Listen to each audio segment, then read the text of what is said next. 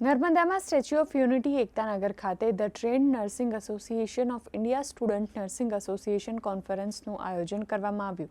આ કોન્ફરન્સમાં ગુજરાતના તમામ જિલ્લાઓમાંથી 1800થી વધુ નર્સિંગ વિદ્યાર્થીઓ હાજર રહી હતી.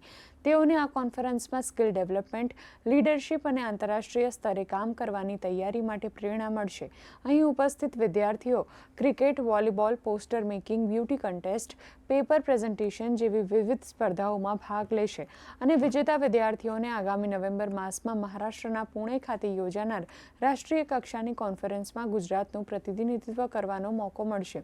આ કોન્ફરન્સમાં નાંદોદ ધારાસભ્ય ડોક્ટર દર્શનાબેન દેશमुख, ફેકલ્ટીઓ અને પ્રતિનિધિઓ ઉપસ્થિત રહ્યા હતા. ये 2 दिन का आयोजन बहुत टाइमली है. स्टूडेंट्स इसको पार्टिसिपेट करके अल्टीमेटली वो काम करने में अर्लियर कैरियर फॉर नर्सेस के लिए बहुत अनुकूल होगा.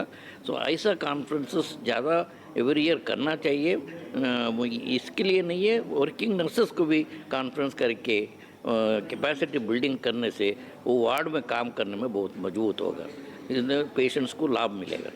નર્સિંગ એજ્યુકેશનમાં જેટલો સુધારો થાય અને જેટલા પગ આત્મનિર્ભર બને એ માટેના સૌ પ્રયત્ન કરીએ છીએ. એજ્યુકેશન સારું થાય અને આજે હું ગૌરવ સાથે કહી શકું છું કે પહેલાં ઇન્ડિયામાં કેરલાની નર્સનું મહત્ત્વ હતું, પણ ડે બાય ડે જેમ ગુજરાતમાં નર્સિંગ કોલેજ જે રીતે વધી રહી છે અને એજ્યુકેશન સારું થઈ રહ્યું છે, આજે વિશ્વભરમાં ગુજરાતી નર્સોની ડિમાન્ડ વધી ગઈ છે.